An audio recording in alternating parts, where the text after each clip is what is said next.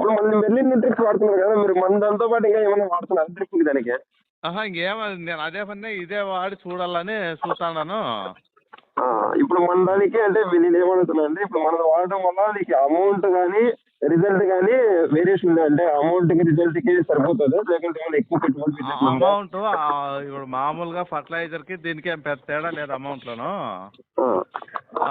కాకపోతే అది దానికి శ్రమ ఎక్కువ ఉంది, దీనికి శ్రమ లేదు. అందులో ఆర్గానిక్ పడుతుంది అంటే అవి దానికి దీనికి చాలా వారం లేదు మంది ఎట్లయినా మనదే బాగా కనిపిస్తాను.